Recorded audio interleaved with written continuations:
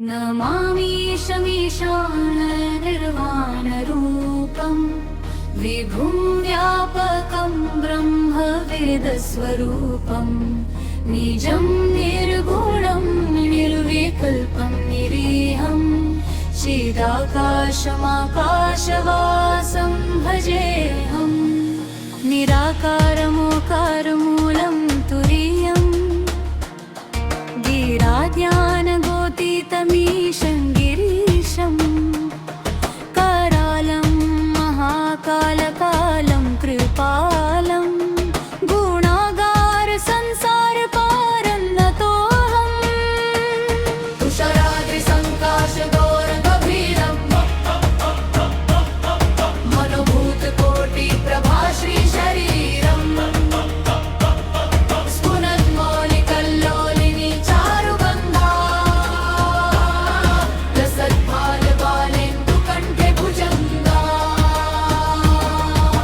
चल्कुण्डलं भ्रूसुनेत्रं विशालं प्रसन्नाननं नीलकण्ठं दयालं मृगधीशचरमम्बरं मुण्डमालं प्रियं शङ्करं सर्वनाथं भजामि न चण्डं न कृष्णं मृगल्कं परेशम् अखण्डं अजं भानुकोटिप्रकाशम् त्रयशूलनिर्मूलमंशूलपाणिं भजेऽहं भवानीपतिं भावगम्यं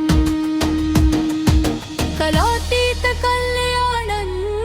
कल्पन्तकारी सदा सज्जनानं प्रभातापुरारी चिदानन्दसन्दोह मोहपहारी प्रसीद प्रसीद प्रभो मन्मथारी न यावदो मानाथपादारविन्दं भजन्ति लोके परे वानराणां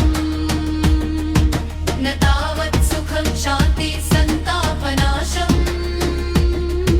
प्रसीद प्रभो सर्वभूताधिवासम्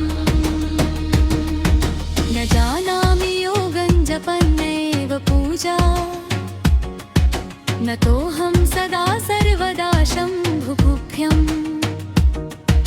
जराजन्मदुःखोघतातप्यमानं प्रभो पाहि आपन्नमामीश शम्भो रुद्राष्टकमिदं प्रोक्तं विप्रेण हरतोषये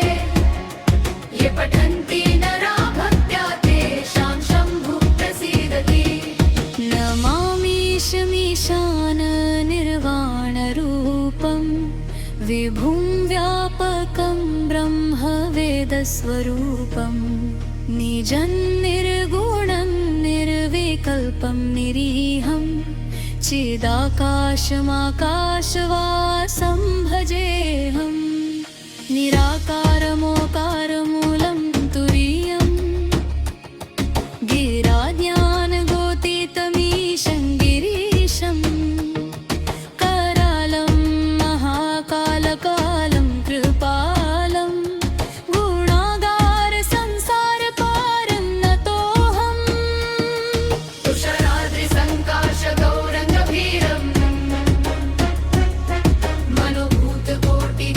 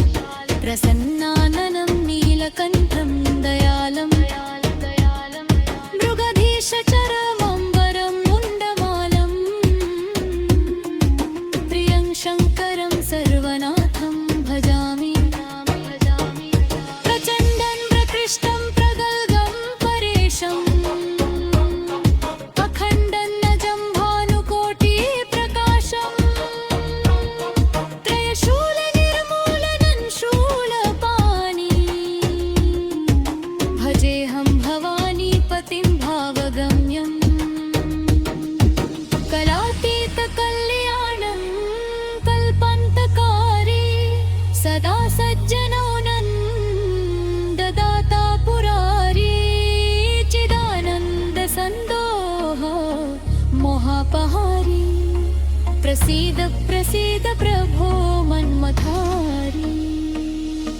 न यावद् उमानाथ पादारविन्दम् भजन्ति नरोके परे वा नराणाम् न तावत् सुखं शान्ति सन्तापनाशम् प्रसीद प्रभो सर्वभूताधिवासम् न जानामि योगं जपन्नैव पूजा न तोऽहं सदा सर्वदा शम्भुतुभ्यं जराजन्म दुःखौघतातप्यमानम्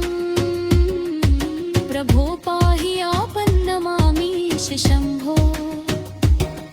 रुद्राष्टकमिदं प्रोक्तं विप्रेण हरतोषये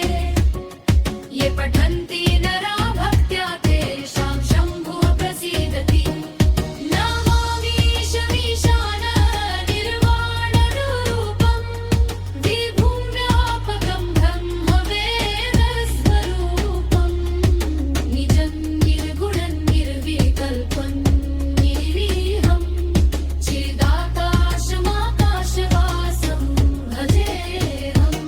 निराकारमोकारमूलं तुरीयं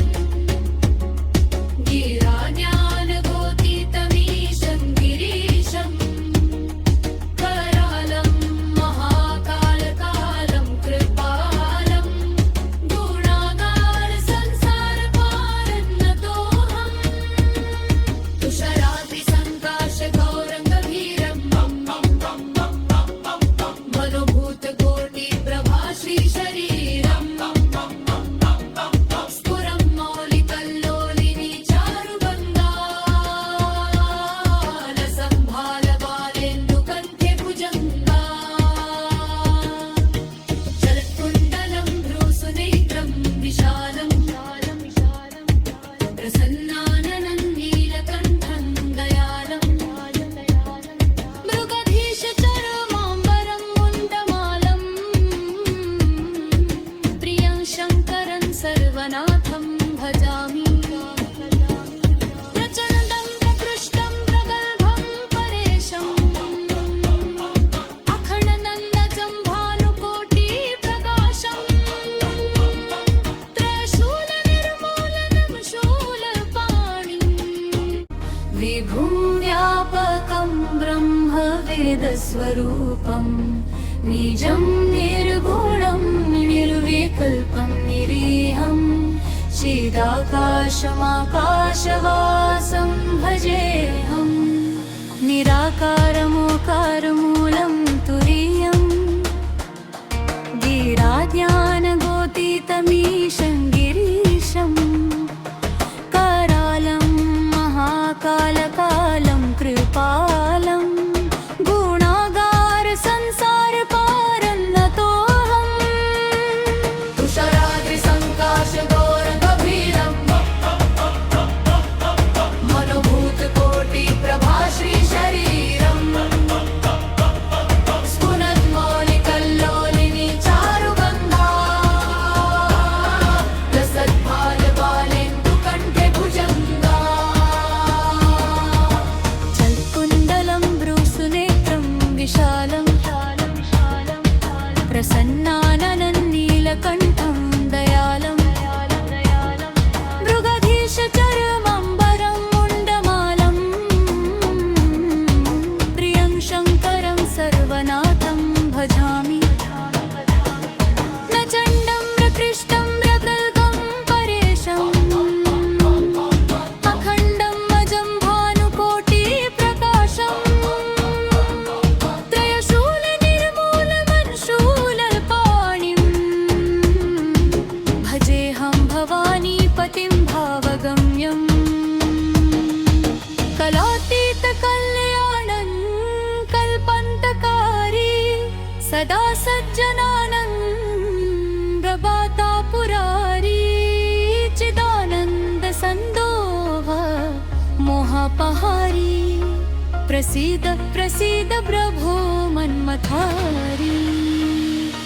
न यावद् उमानाथ पादारविन्दम् भजन्ति ह लोके परे वा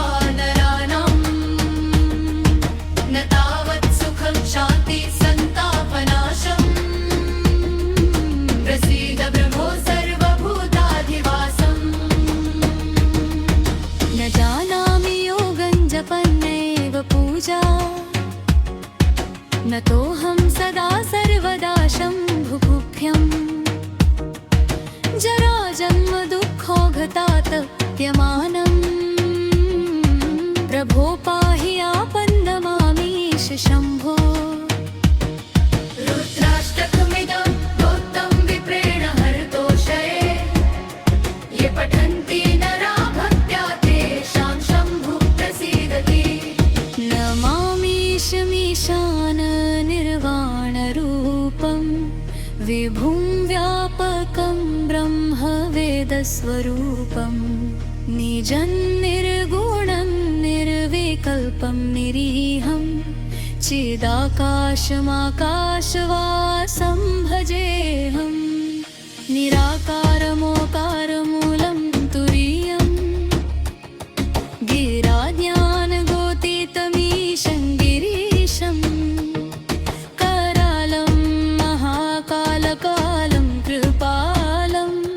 गुणागार संसारपारं नतोऽहम् तुषाराद्रिसङ्काशगौरङ्गभीरं मनोभूतकोटिप्रभा श्रीशरीरं